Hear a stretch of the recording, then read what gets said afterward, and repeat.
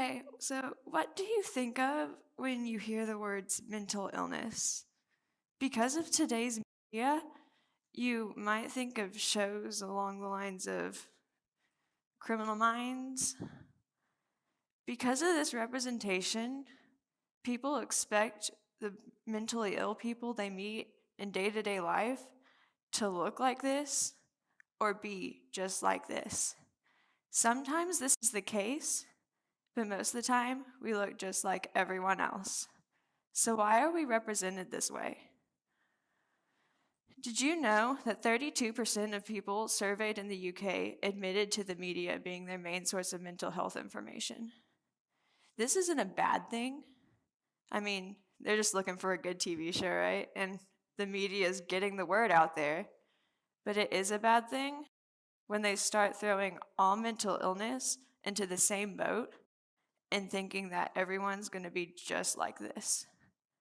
They're putting depression in with schizophrenia and labeling all of us as freaks and psychopaths. Now, this is the stigma. This is why I could show you 2 real-life examples of mental illness, and both of them be of me.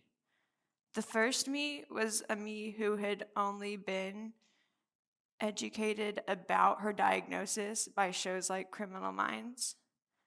And this is a me who's been properly educated about what I have, and I want to share it. The first thing I learned is that mental illness is an obstacle, and it's not an excuse to not do the things you want to do. Just why I'm here today. Okay. In 2016, I almost let it be an excuse. I was hit with a depressive episode so hard that I didn't see a future for myself. I tried to take my own life. Clearly, it didn't work, and my mom figured it out before my second attempt, so I was told to just deal with it. And then anxiety came in. I was to the point where I was having at least 2 anxiety attacks a day. Some of these were from thinking and just overwhelming myself, while others were from social anxiety. I still remember the points in my life where I was giving class presentations, and I ended up in a ball on the floor, crying and shaking. Let's just hope it doesn't happen now. Okay. These are past experiences. These are things that I have to look at and say that I can overcome it because I did overcome it. And now, I have overcome it because of techniques and help from so many people. And you may be sitting out there thinking, well, I have anxiety or I have depression and I don't have the symptoms that you said. But maybe, just maybe, my techniques can help you too. The first one I came up with was one with my counselor after a really embarrassing experience with my social anxiety. When I get socially anxious, I start shaking, I can't breathe, and I can't even talk because my throat closes up. And she told me, when this happens, just picture that you're on a stage and the curtain is closed behind you. Behind the curtain is another you, and their lungs are connected to your lungs. When they breathe, you breathe. Just this simple reminder to take a breath helps calm your nerves, clear your head, and it helps you stop with the hyperventilating. This is because all your veins carry your deoxygenated blood up to your heart, which then pumps it into your lungs, restoring the oxygen, which then goes back into your heart, and your arteries take it to your body. When your arteries take your reoxygenated blood up to your brain, it clears your head, You can focus. This helps with getting words out. Whenever it goes, your oxygenated blood goes to the rest of your body, you're then calm and your shaking stops. This next technique might seem simple, but it's really not. I'm one of those people who doesn't like to mess with other people's plans and be an inconvenience by asking for help. But I'm just going to spoil it for you. Trying to get through a disease like this on your own doesn't work. So don't be scared to ask help. When I finally accepted that my depression was just a chemical imbalance, and I accepted the help of antidepressants, everything was clearer. I could physically feel the difference in my mood. I also talk to a counselor at least 2 times a month if I can't make it once a week. Getting your worries out there helps you get a grasp on it, as well as offering some help that you might have needed. This is my least favorite piece of advice, but I'm not going to hide something that helped me from you just in case it could help you.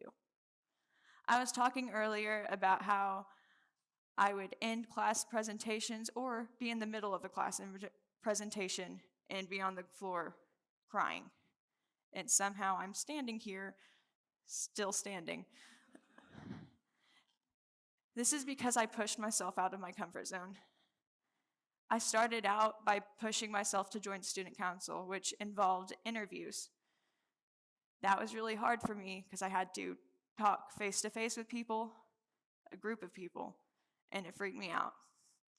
I then got comfortable with this class and was able to talk to them or in front of them. So then I ran for an officer position, which got. And that put me where I had to give presentations in front of the school, in front of teachers, or in front of younger schools. So then I had to take my experience from talking in front of my class and put it into talking in front of a school, which now I'm using to talk in front of you. Pushing yourself out of your comfort zone, it was hard at first. I was still going through the anxiety attacks. I was crying back there beforehand, and I will be after this. I promise. But it gets to where it's easier to do this kind of stuff. I'm not saying you won't experience symptoms anymore, but it will get better. At this point, now saying that you won't suffer the experiences or symptoms, I also have strategies of how I get through them easier than I used to. The first point is to be the most comfortable you that you can be. You can't tell today, but I'm the most comfortable me I can be in a tank top and shorts. While I have a friend who's really comfortable in trench coats and cow pants. I also have a friend who's comfortable in band t-shirts and skinny jeans.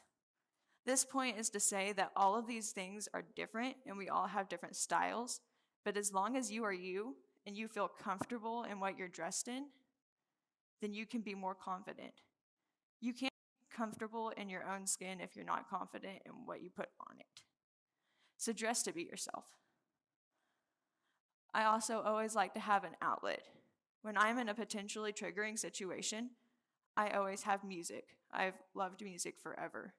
I'll sing, I'll listen to something in my earbuds, or after a really long, stressful day, I go home and dance.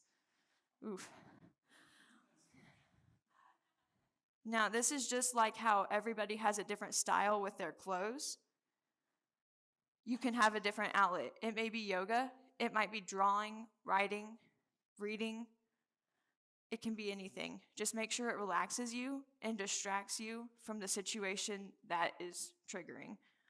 At this point in my talk, I want to address everybody out there who thinks that I'm not talking to them because they are mentally healthy. This is to you. There's a stigma around us, and we can't end it by ourselves. And you will not only be helping us live our best lives whenever you include us, but you'll be living your own best life because you'll be more inclusive, more educated, and helping somebody other than yourself. Thank you, and I hope soon you'll be living your best life too.